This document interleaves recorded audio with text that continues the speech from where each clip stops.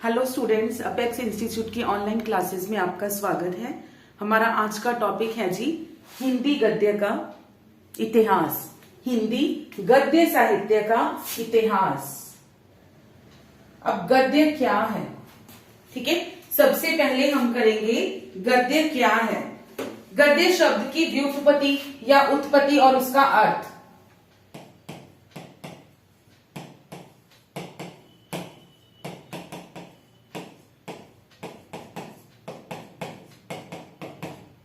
गद्य शब्द की व्युत्पत्ति या फिर उसका अर्थ।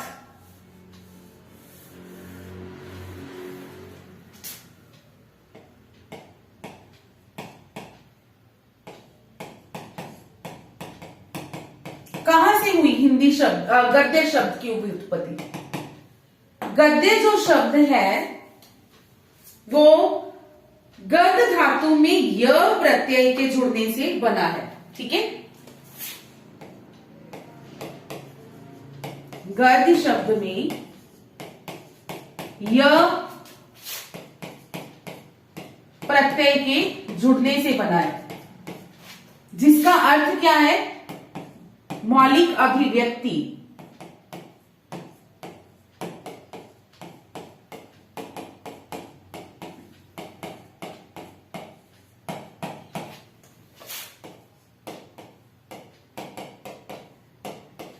जिसका अर्थ क्या है जी? मौलिक अभिव्यक्ति।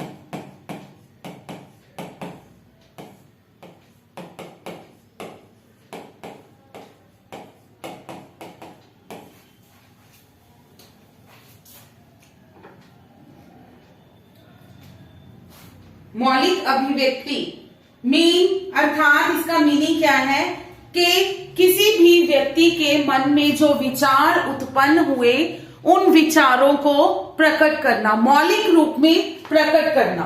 हमारे मन में जो भी आया, जो भी विचार आए, उनको मूल रूप में लिख देना ही गद्य कहलाता है।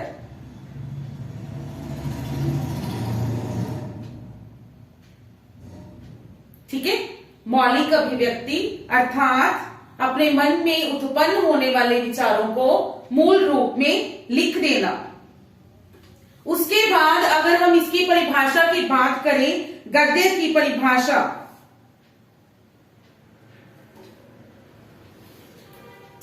परिभाषा में अगर हम आचार्य दंडी की बात करें, ठीक है, आचार्य दंडी, इन्होंने अपने द्वारा स्वरचित काव्यादर्श रचना, काव्यादर्श रचना में इन्होंने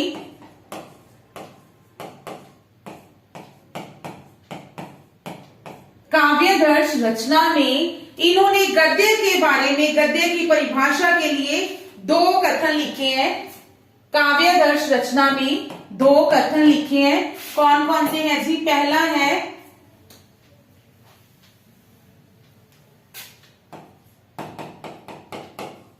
अपादः पद संतानो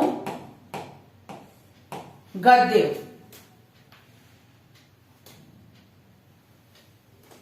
अपादः पद संतानो गद्य अर्थात छंद के नियमों से रहित, अर्थात छंद के नियमों से रहित जो पद रचना है उसे ही गद्य कहा जाता है। छंद के नियमों से रहित पद रचना को गद्य कहते हैं।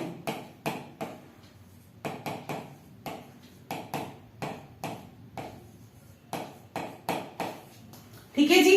छंद के नियमों से रहित पद्य रचना जो है उसे क्या कहा जाता है? उसे कहा जाता है जी गद्य।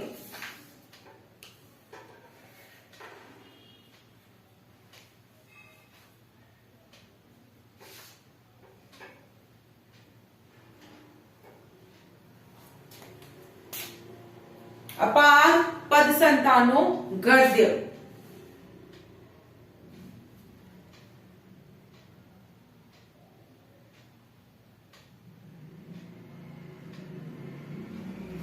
एक और है इनका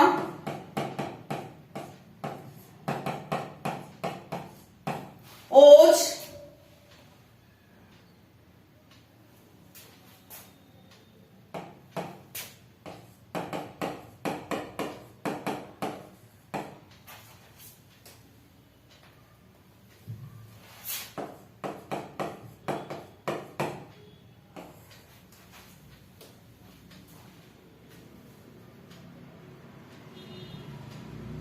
मेतद् गदस्य लक्षणम, मेतद् गदस्य लक्षणम। ठीक है, अर्थात इसका मीनिंग क्या है?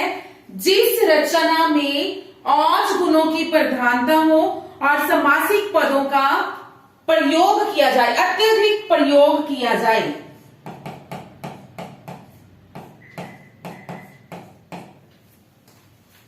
औज गुण की प्रधानता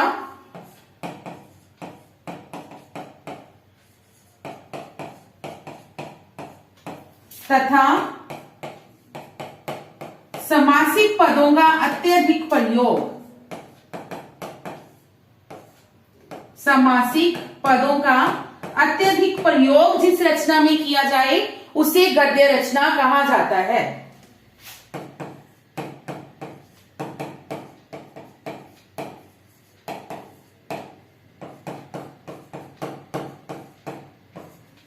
ठीक है, गद्य शब्द जिसकी उत्पत्ति कहां से हुई है? गद धातु में य प्रत्यय के जुड़ने से, जिसका कि शाब्दिक अर्थ होगा मौलिक अभिव्यक्ति, अर्थात मन में उत्पन्न होने वाले विचारों को मूल रूप से लिख देना गद्य कहलाता है।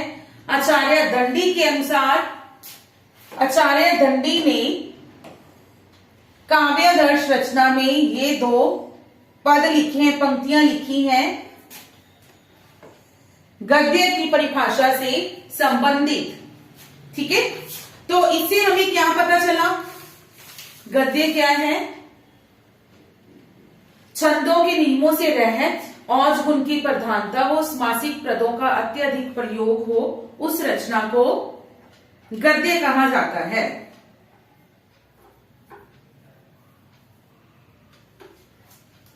ठीक है जी। उसके बाद अगर हम बात करें तो वर्ड की बात करें, संसार में सबसे पहले पद्य काव्य लिखा गया। ठीक है, सबसे पहले क्या लिखा गया? पद्य लिखा गया। देन उसकी सफलता के बाद गद्य। ठीक है, पहले पद्य काव्य लिखा गया, फिर पद्य की सफलता के बाद, उसके सफल होने के बाद गद्य लिखा गया। आचार्य वामन ने गद्य काव्य को कवियों की कसौटी कहा है। ठीक है,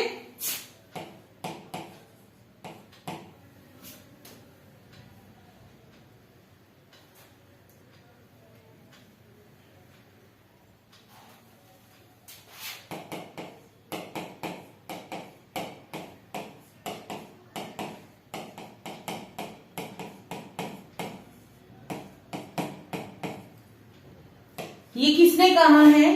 वामन जी ने। ठीक है, आचार्य वामन जी ने गद्य कविना नकिशम विदंती, मतलब जो गद्य है वो कवियों की कसौटी है, कवियों की कसौटी।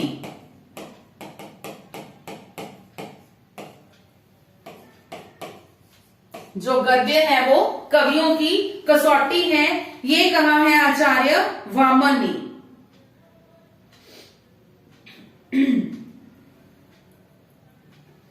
उसके बाद अगर हम गद्य काव्य के भेद की बात करें,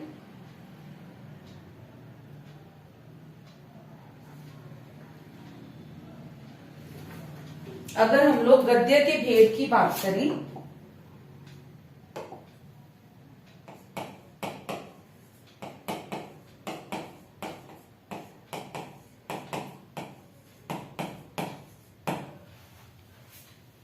ठीक है। गद्य काव्य के जो भेद हैं वो दो माने गए हैं, मुख्य दो भेद हैं। कौन से हैं? एक तो है कथा, ठीक है, एक तो है कथा। कथा में क्या होता है? कवि की कल्पना के आधार पर रचित गद्य। दूसरा है आख्यायिका। ऐतिहासिक, जो हमारे ऐतिहासिक कथानक हैं उनके आधार पर रचित।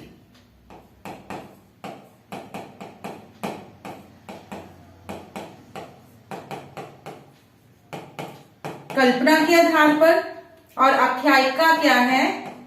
ऐतिहासिक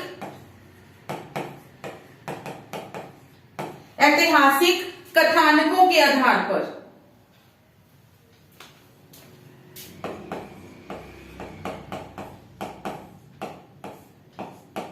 ऐतिहासिक कथानकों के आधार पर जो गद्य की रचना की जाती है, जो उसे कहा जाता है जी आख्यायिका,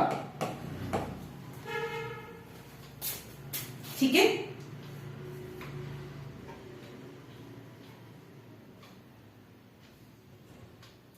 अगर हम लोग समासिक पदों के प्रयोग के आधार पर बात करें,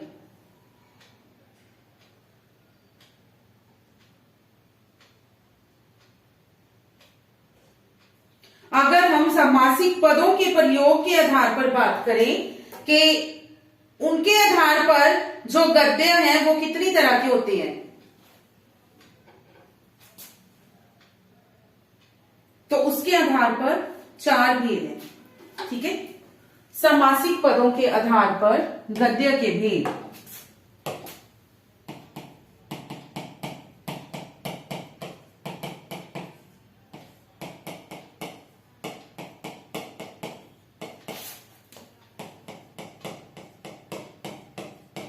प्रयोग के आधार पर कितने बनेंगे? चार भेद।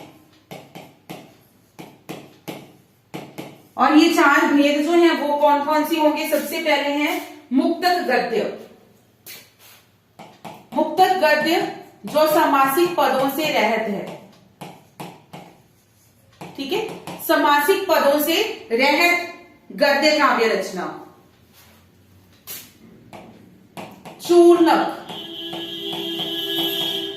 चूर्णक गद्य समासिक पदों का अल्प प्रयोग, मतलब थोड़ा सा प्रयोग। उसके बाद उत्तकालिका प्रायिक गद्य।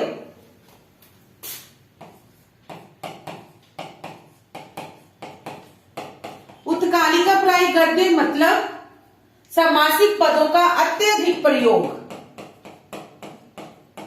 इसमें क्या होगा जी? समासिक पदों का अत्यधिक प्रयोग। वृत्तगंधी।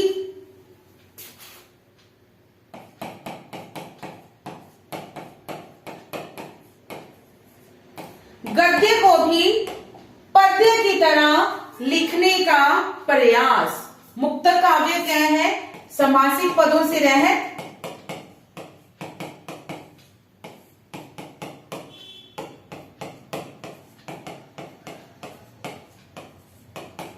ठीक है।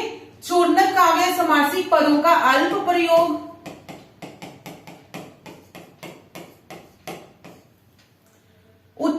उत्कालिका प्राय में समासिक पदों का अत्यधिक प्रयोग।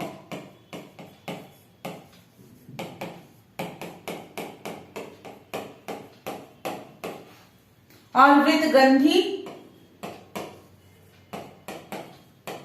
गद्य को पद्य की तरह लिखने का प्रयास। गद्य को पद्य की तरह लिखने का प्रयास।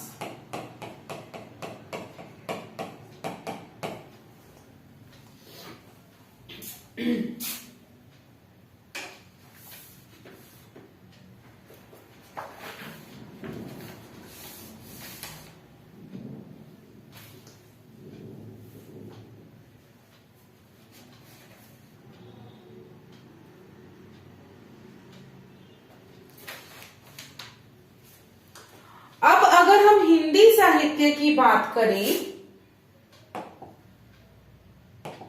ठीक गद्य काव्य के भेद हैं उन्हें विधा के नाम से जाना जाता है। ठीक है, हिंदी साहित्य में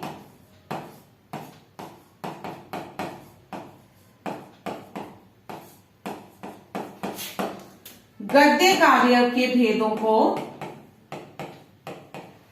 गद्य काव्य के जो भेद हैं मीन्स, उन्हीं किस नाम से जाना जाता है? विधा। ठीक है, किस नाम से जाना जाता है? विधा नाम से। और अगर हम हिंदी की बात करें तो अभी तक हिंदी साहित्य में 17 विधाएं जो हैं वो विकसित हुई है। ठीक है, कितनी विधाएं विकसित हुई हैं जी? 17 विधाएं।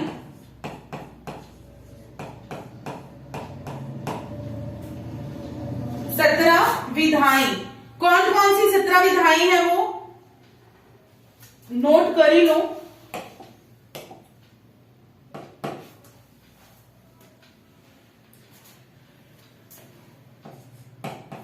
निबंध,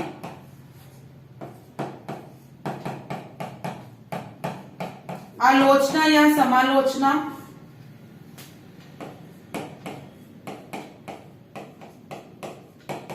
उपन्यास, कहानी, आत्मकथा, नाटक, एकांकी,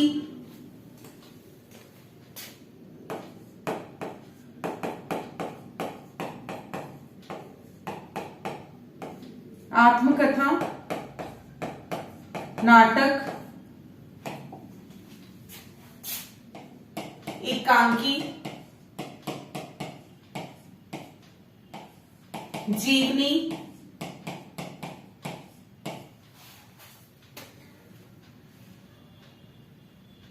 रेखाचित्र, संस्मरण,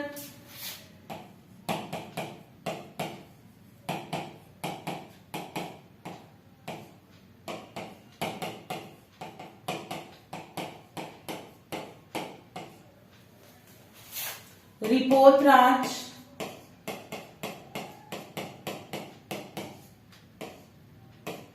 डायरी,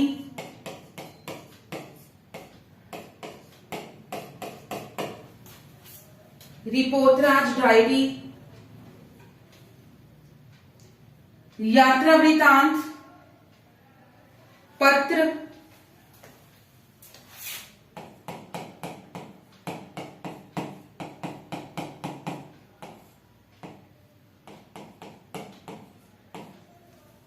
फीचर, साक्षात्कार,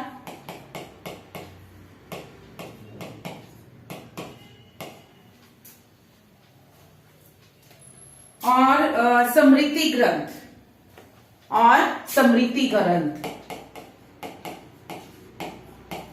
ये है हमारे हिंदी साहित्य के अनुसार जो गद्य की विधाएं हैं अलग अलग, वो 17 विधाएं।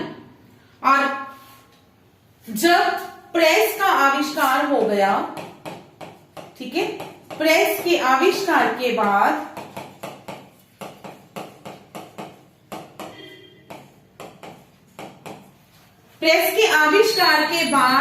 जो सर्वप्रथम विधा विकसित हुई वो थी निबंध। सर्वप्रथम विकसित होने वाली विधा कौन सी थी? निबंध।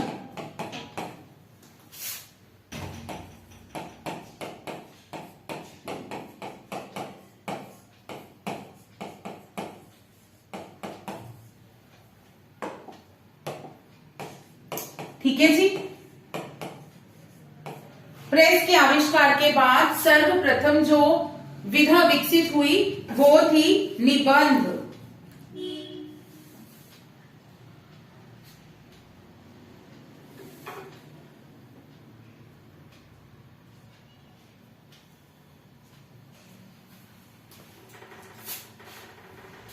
अब हम करेंगे जी हिंदी गद्य साहित्य का काल विभाजन।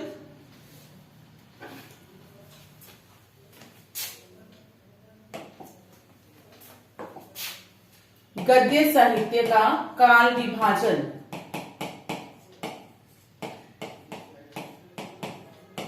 इसे कितने भागों में विभाजित किया गया है?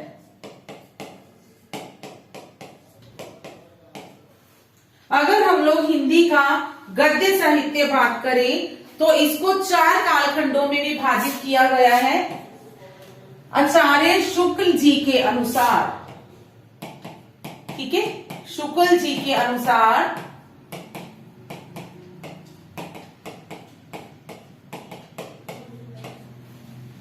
4 कालखंडों में विभाजित किया गया है।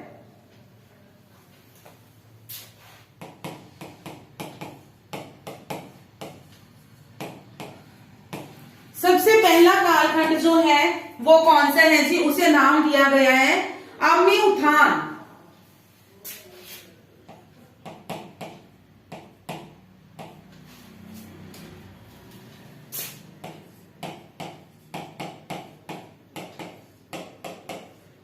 अम्मी उत्थान काल, जिसे कि भारतेंदु युग कहा जाता है। ठीक है, अम्मी उत्थान के बाद सेकंड है जी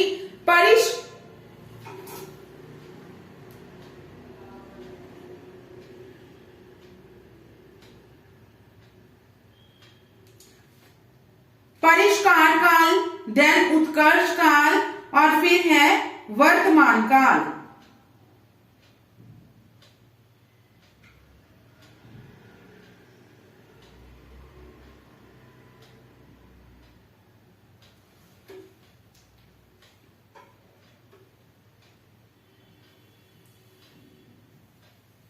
परिष्कार काल,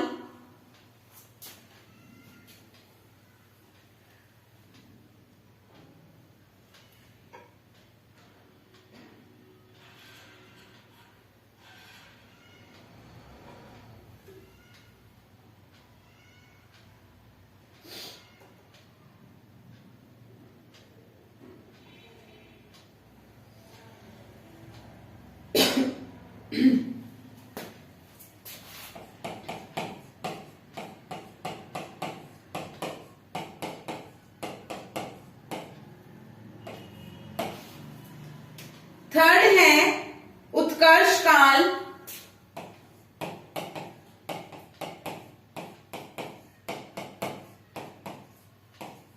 उत्कर्ष काल के बाद लास्ट है जी वर्तमान काल। वर्तमान काल इसे कहा जाता है भारतेंदु,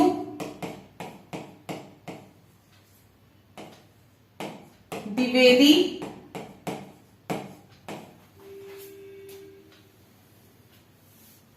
छायावादी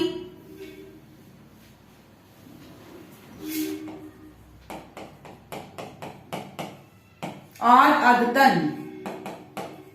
छायावादी और अद्यतन। अब इनका टाइम पीरियड क्या है जी? सबसे पहले है अभ्युत्थान काल का,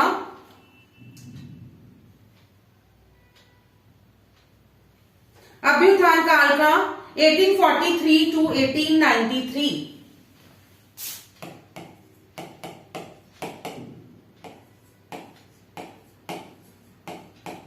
नेक्स्ट 1893 से 1918 ईस्वी।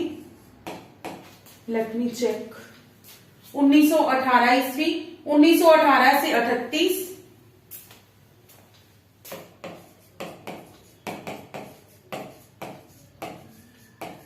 और 1938 से अब तक। ये था जी ईस्वी में। और अगर हमने, क्योंकि ये विक्रमी संवत में भी आ जाता है, जो हिंदी गद्य साहित्य का काल विभाजन है वो हमने किया ईस्वी में। और ईस्वी के बाद कई बार ईस्वी के साथ साथ ये विक्रमी संवत में भी आ जाता है। ठीक है, विक्रमी संवत में भी आता है। तो विक्रमी संवत क्या होगा? 57 ईयर्स। जब प्लस कर देंगे तो क्या बन जाएगा? 1900 से 1950, 1950 से 18 में करेंगे जब 1975,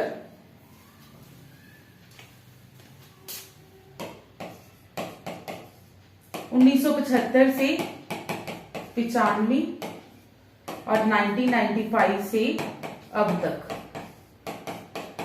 ये है जी विक्रमी संवत। ठीक है, ये है अकॉर्डिंग टू विक्रमी संवत।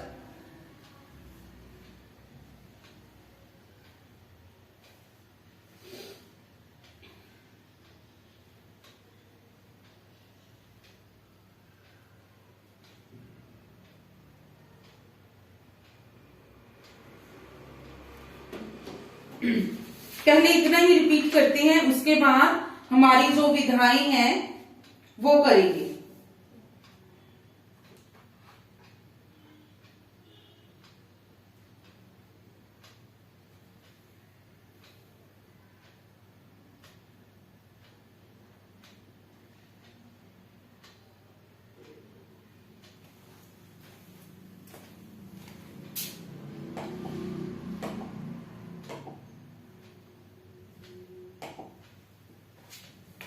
गद्य की उत्पत्ति गद धातु में य प्रत्यय को जोड़ने से, जिसका अर्थ है जी मौलिक अभिव्यक्ति।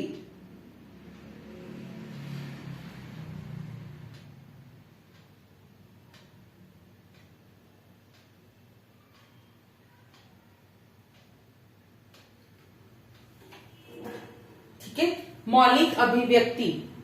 आचार्य दंडी ने इसके बारे में क्या लिखा है? अपाद पद संतानो गद्य के छंद के नियमों से रहित जो पद्य रचना है उसे गद्य कहा जाता है। ओज समास भूसत्य मेतद्य गदस्य लक्षणम, अर्थात औज गुणों की प्रधानता और समासिक पदों का अत्यधिक जो प्रयोग है, अत्यधिक प्रयोग वाली जो रचना है उसे कहा जाता है जी गद्य। नेक्स्ट, सबसे पहले पद्य जो काव्य है वो उसकी रचना की गई, उसकी सफलता के बाद गद्य जो रचना है, गद्य काव्य रचना है, उसका विकास हुआ। ठीक है, देन उसका विकास हुआ। गद्य कविना निकष विदंती, वामन जी ने कहा है ये कि जो गद्य है वो कवियों की कसौटी है।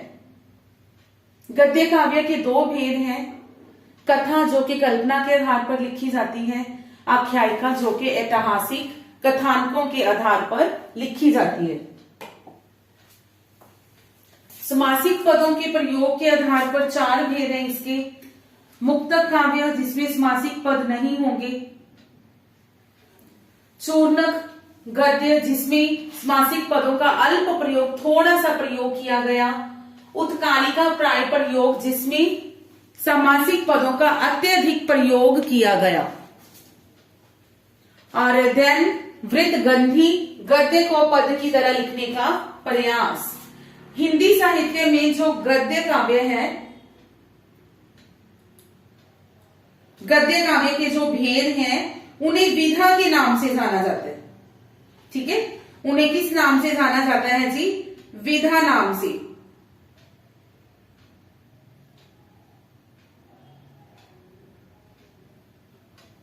और हिंदी में अभी तक जो है 17 विधाएं जो हैं वो विकसित हुई हैं। कौन कौन सी हैं ये नीचे दी हुई है। देन अगर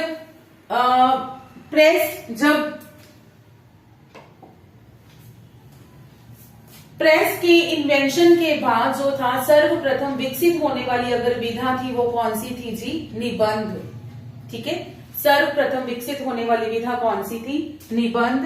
देन हिंदी गद्य साहित्य का काल विभाजन, 4 भागों में इसको विभाजित किया गया है। सबसे पहले Bharatendu 1843 to 1893, then Dwivedi 1893 to 1918, छायावादी 1918 टू 1938, देन अद्यतन युग 1938 से लेके अब तक।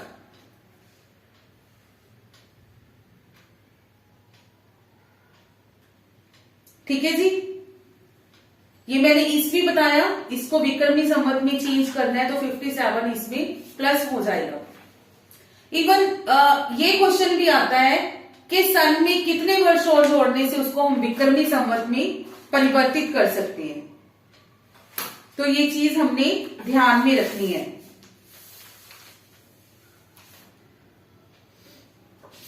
नेक्स्ट जो हम अपनी फर्स्ट जो विधा है, ठीक है, वो स्टार्ट करेंगे जी, वो आरंभ करेंगे। वो हमारी फर्स्ट विधा है उपन्यास।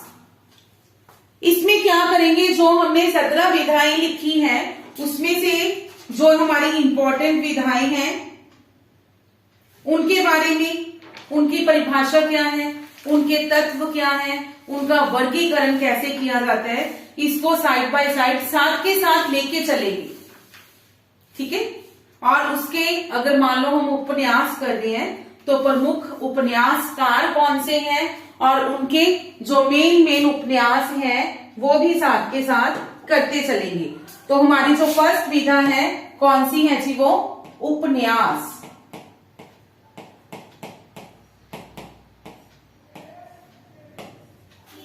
ठीक है। उपन्यास, अगर उपन्यास की बात करें, ठीक है, इसके अर्थ के बारे में बात करें तो इसके बारे में पहले तो दो मत सामने आते हैं।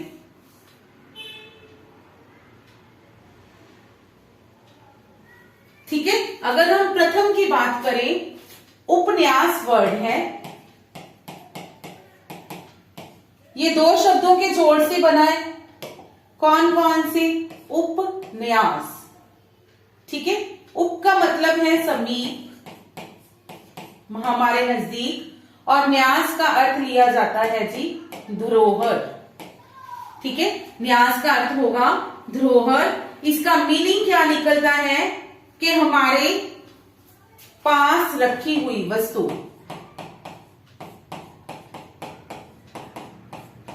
हमारे पास रखी हुई जो वस्तु है वही उपन्यास कहलाती है।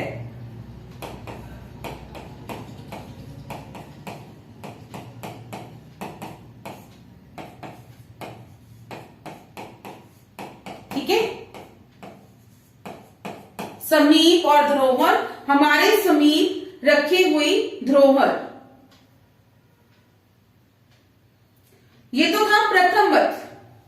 और अगर हम द्वितीय मत की बात करें,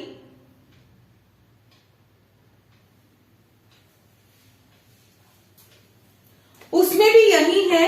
उपन्यास शब्द के दो अर्थ बताए हैं उन्होंने भी, द्वितीय मत के अनुसार भी। प्रथम है उप प्लस न्यास। उप का मतलब है सामने और न्यास का अर्थ है स्थापित करना। इनकी द्वितीय मत के अकॉर्डिंग जो उपन्यास का मीनिंग है वो क्या बनेगा? अपने सामने ही किसी विषय वस्तु की स्थापना करना। ठीक है। हमारे या फिर अपने सामने किसी विषय वस्तु की स्थापना करना।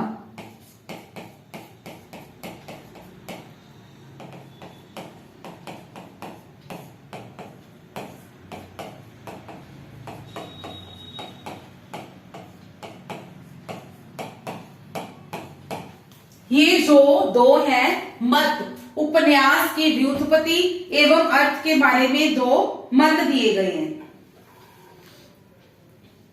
अब हम करेंगे जी उपन्यास की परिभाषाएं।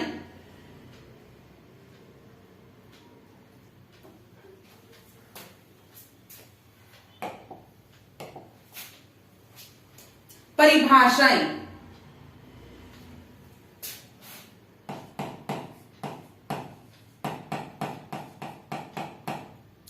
पहली जो परिभाषा है मुंशी प्रेमचंद जी।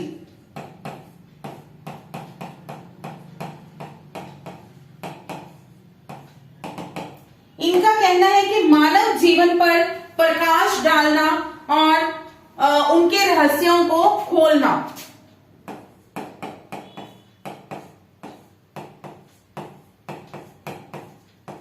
मानव जीवन पर प्रकाश डालना।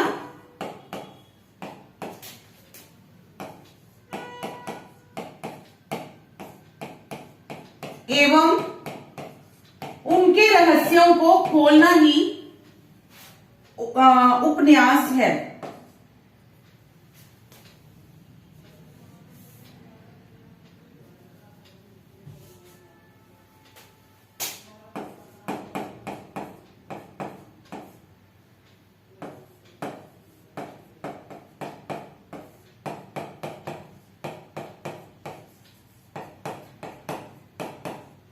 रहस्यों पर से पर्दा उठाना, रहस्यों को खोलना ही उपन्यास कहलाता है।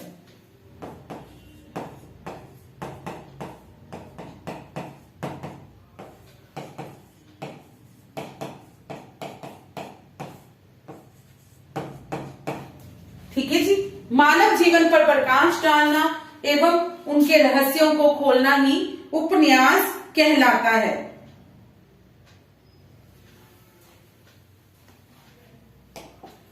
नेक्स्ट, अगर बाबू श्याम सुंदर दास की बात करें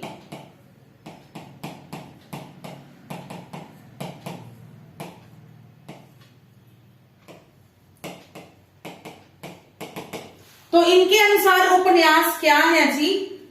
मनुष्य के वास्तविक जीवन की काल्पनिक कथा। ठीक है, जो उपन्यास है मनुष्य के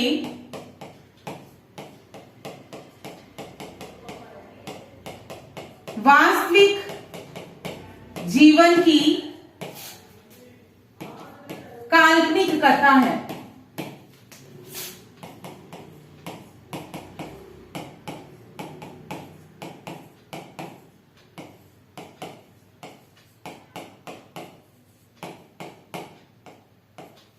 ठीक है, श्याम सुंदर दास जी का ये कहना है। श्याम सुंदर दास जी के बाद गणपति चंद्र गुप्त।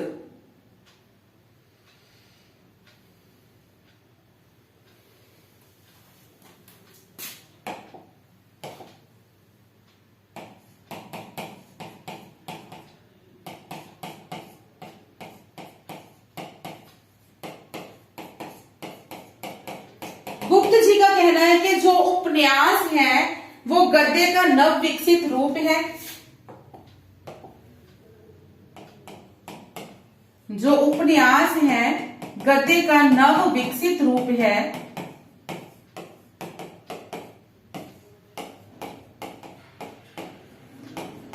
जिसमें कथा वस्तु, चरित्र चित्रण, संवाद,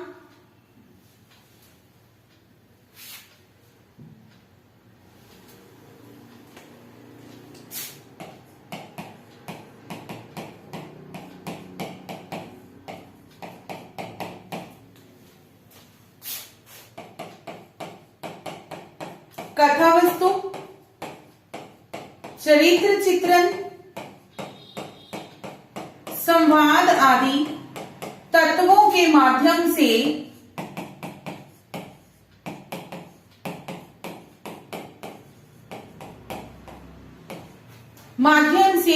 यथार्थ एवं कल्पना के मिश्रित रूप द्वारा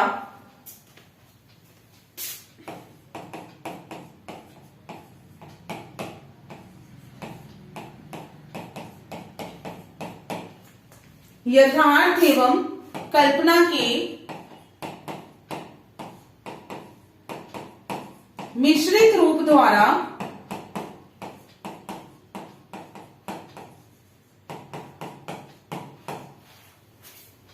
किसी कहानी को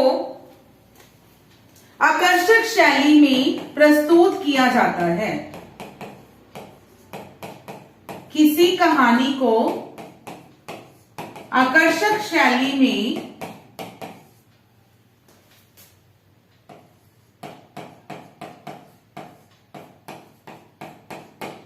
प्रस्तुत किया जाता है।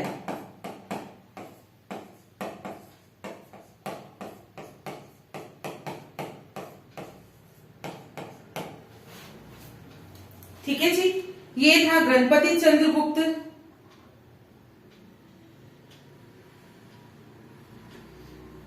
अगर सारांश की बात करें, इसका निचोड़ निकालें कि इनका क्या निकलता है कि मानवीय मनोवेगों का ऐसा चित्रण, सारांश की बात करें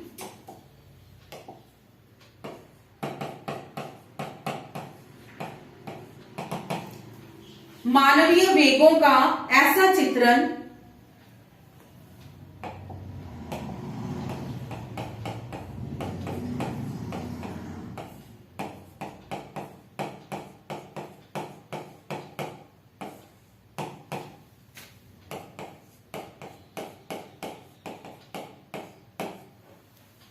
जिसमें यथार्थ एवं कल्पना का सुंदर वर्णन हो।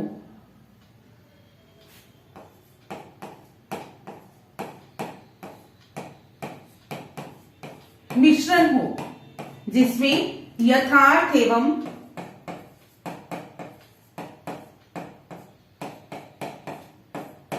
कल्पना का सुंदर मिश्रण हो,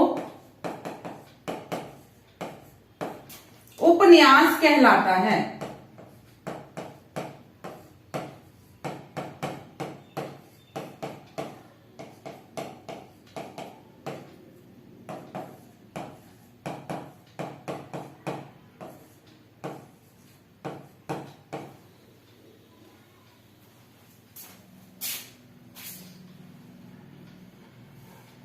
ठीक है जी, ये थी उपन्यास की परिभाषाएं। परिभाषाओं के बाद अब है उपन्यास की प्रमुख विशेषताएं।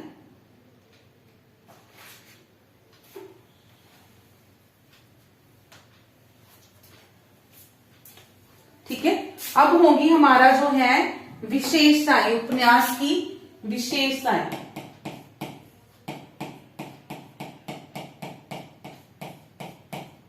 विशेषताओं में सबसे पहले क्या आएगी, ये एक नव विकसित विधा है। ठीक है, नव विकसित विधा। मनुष्य के जीवन का सर्वांग विवेचन।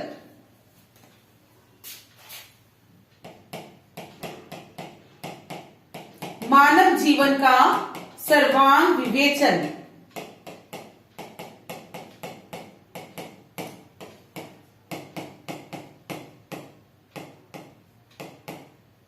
यथार्थ एवं कल्पना का मिश्रण।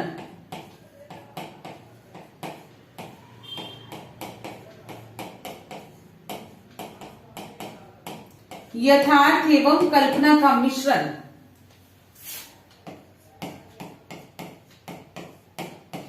ठीक है, यथार्थ और कल्पना का सुंदर मिश्रण किया जाता है। और इसमें क्या होता है, मुख्य कथा के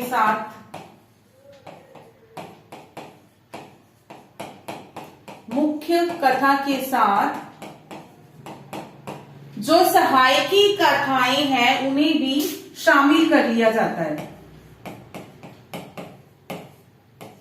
सहायकी कथाओं को भी शामिल कर लिया जाता है।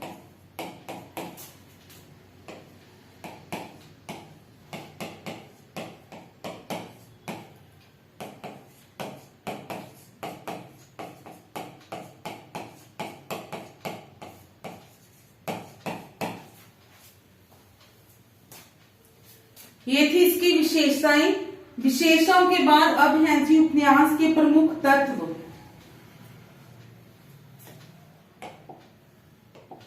प्रमुख तत्व कितने हैं जी? 6। सबसे पहले विषय वस्तु, कथानक या फिर विषय वस्तु,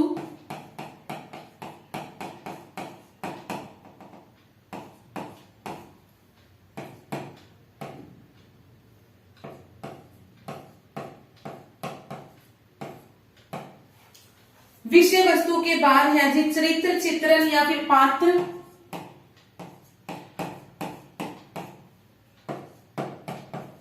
कथोपकथन,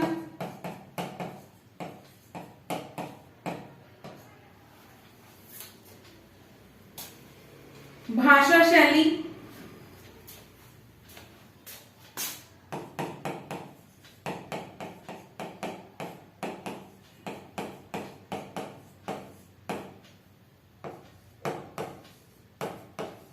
देश काल वातावरण,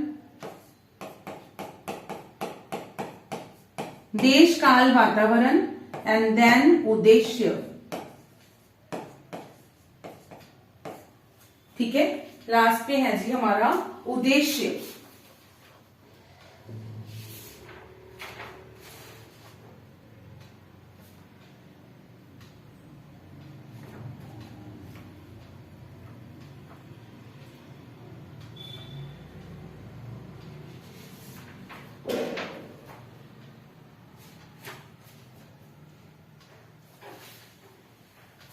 ये थे तत्व। तत्व के बाद हम कुछ लोग उपन्यास के बारे में बात करेंगे कि सर्वप्रथम उपन्यास कौन सा है, और इसके बारे में भी अगर उपन्यास की बात करें तो अलग अलग जो विद्वान हैं उनके अलग अलग मत हैं। ठीक है, अलग अलग विद्वानों ने अलग अलग उपन्यास को माना है। सर्वप्रथम मौलिक उपन्यास,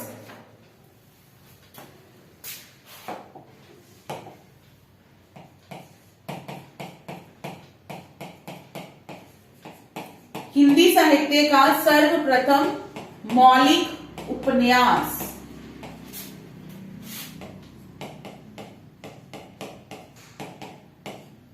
सबसे पहले अगर हम शुक्ल जी की बात करें, शुक्ल जी की बात करें, गणपति नगेंद्र जी की बात करें और बच्चन सिंह जी की बात करें, तो इनके अनुसार जो सर्वप्रथम मौलिक उपन्यास है जी वो है परीक्षा गुरु,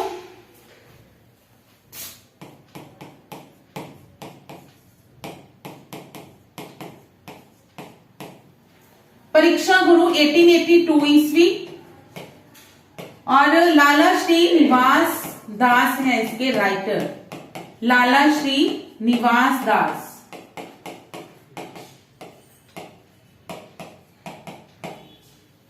ठीक है, ये है जी शुक्ल जी के अनुसार।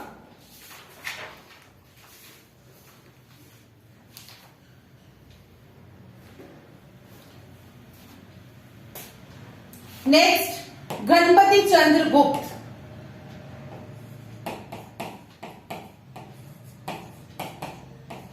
गणपति चंद्र गुप्त, इनके अनुसार है जी भाग्यवती। ठीक है, भाग्यवती 1877,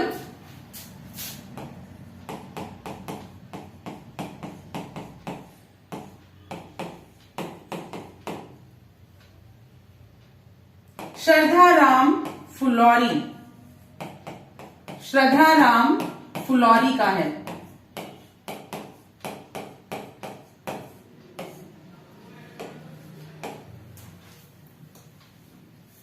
नेक्स्ट है जी हजारी प्रसाद द्विवेदी, इनके अनुसार है पूर्ण प्रकाश चंद्र प्रभा।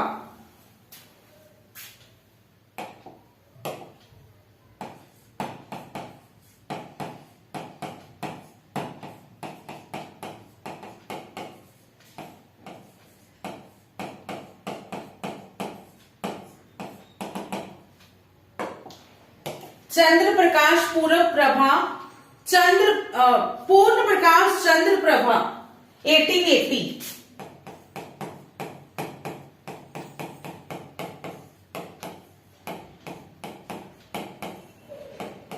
चंद्र प्रभा 1880 और भारतेंदु हरिश्चंद्र जी,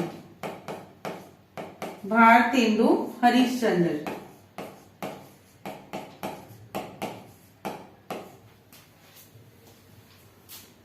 हजारी प्रसाद के बाद कृष्णलाल जी के अनुसार है चंद्रकांता, जो कि देवकी नंदन खत्री का है।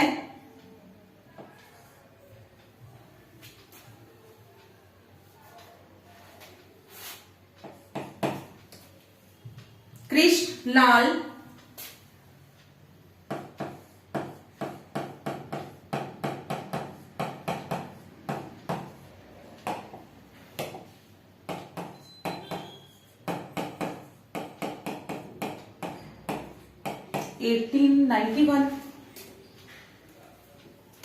(1891) देवकी नंदन खत्री जी का।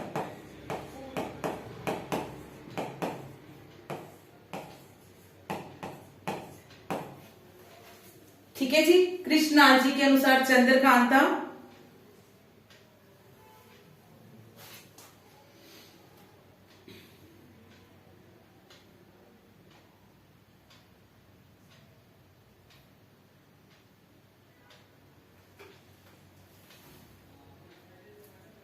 और अगर हम लोग कृष्णलाल जी के बाद शिव नारायण श्रीवास्तव, शिव नारायण श्रीवास्तव, इनके अनुसार है जी रानी केतकी की कहानी,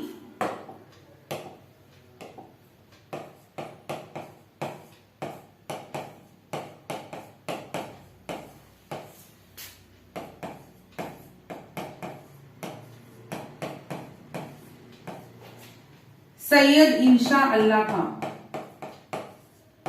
सैयद इंशा अल्लाह खां। ठीक है। रानी केतकी की कहानी। और अगर हम सर्व मान्यता की बात करें तो सर्व मान्यता के अनुसार कौन सा है जी?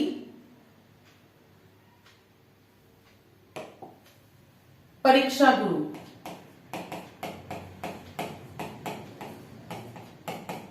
सर्व मान्यता के अनुसार कौन सा माना जाता है? परीक्षा गुरु।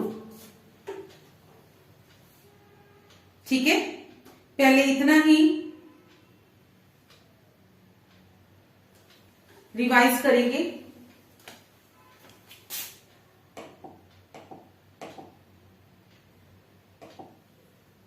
हाँ, यहां तक हमने कर लिया था। उपन्यास विधा जो थी उसके स्टार्ट करना था। उपन्यास के बारे में विभिन्न जो विद्वानों की बात तो बाद में करेंगे। पहले इनके शब्द के जो अर्थ है, उपन्यास की व्युत्पत्ति या उसका जो अर्थ है, उसके दो भेद दिए गए हैं। ठीक है, दो मत दिए गए हैं। सबसे पहला है समीप। उप का अर्थ है समीप और न्यास का धरोहर। मीन्स हमारे पास रखी हुई वस्तु को उपन्यास कहा जाता है। फिर है सामने या स्थापित करना। किसी विषय वस्तु को हमारे सामने स्थापित करना, उसे उपन्यास कहा जाता है। परिभाषा की बात करें तो प्रेमचंद जी का कहना है कि मानव जीवन पर प्रकाश डालना और उसके रहस्यों को खोलना ही उपन्यास कहलाता है। ठीक है।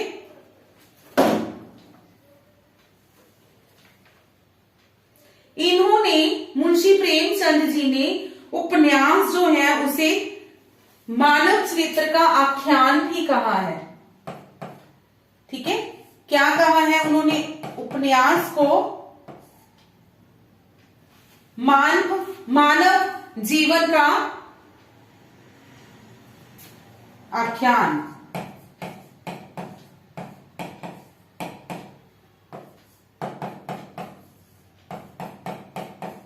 मानव चरित्र का आख्यान क्या है? ये उपन्यास है। ठीक है। मानव चरित्र का आख्यान भी कहा है। प्रेमचंद जी के बाद श्याम सुंदर दास जी ने कहा है कि वास्तविक जीवन का काल्पनिक कथा, वास्तविक जीवन की काल्पनिक कथा। गुप्त जी ने कहा है कि गद्य का नव विकसित रूप है जिसमें कथा वस्तु संवाद के माध्यम से यथार्थ एवं कल्पना के मिश्रण द्वारा, मिश्रित रूप द्वारा किसी कहानी को आकर्षक शैली में प्रस्तुत किया जाता है, उसे उपन्यास कहते हैं।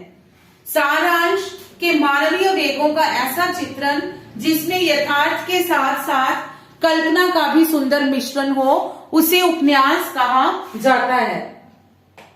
नेक्स्ट, विशेषताएं क्या है? ये एक नव विकसित विधा है। मानव जीवन का सर्वांग, मानव जीवन के सभी अंगों का विवेचन किया जाता है। यथार्थ और कल्पना का मिश्रण किया जाता है। मुख्य कथा के साथ साथ उपन्यास को इंटरेस्टिंग बनाने के लिए उसमें सहायकी कथाओं को भी शामिल कर लिया जाता है।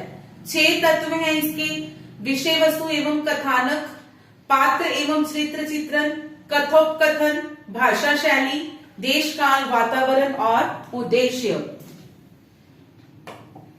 उसके बाद उपन्यास, सर्वप्रथम मौलिक उपन्यास, ठीक है। शुक्ल जी के अनुसार, नगेंद्र जी के अनुसार, बच्चन जी के अनुसार है परीक्षा गुरु, ठीक है।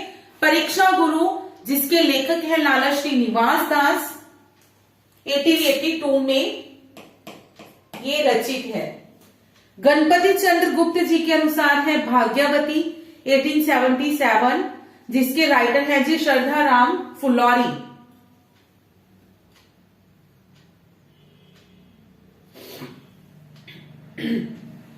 हजारी प्रसाद द्विवेदी पूर्ण प्रकाश चंद्र प्रभा भारतेंदु हरिश्चंद्र जी का है।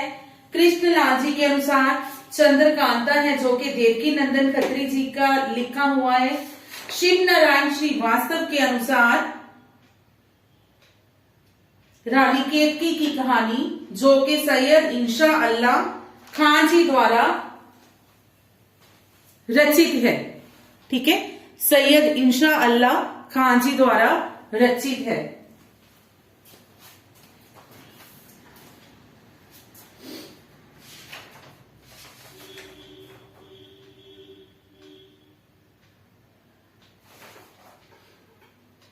सर्व मान्यता के अनुसार कौन सा है जी? परीक्षा गुरु। एक और है गोपाल राय जी के अनुसार,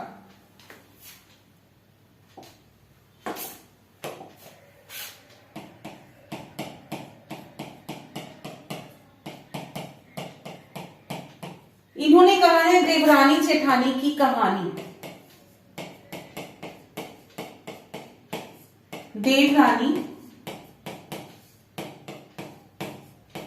जेठानी की कहानी,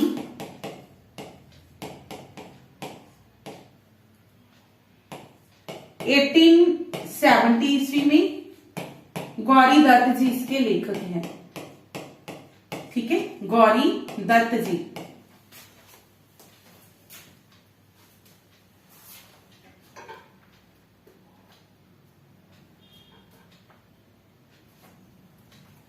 ठीक है जी, चलो अपना हमारा जो टॉपिक है, क्लास है, हम टॉपिक नहीं कह सकते, क्लास जो है आज की यहीं पे खत्म करती है जी। Thank you.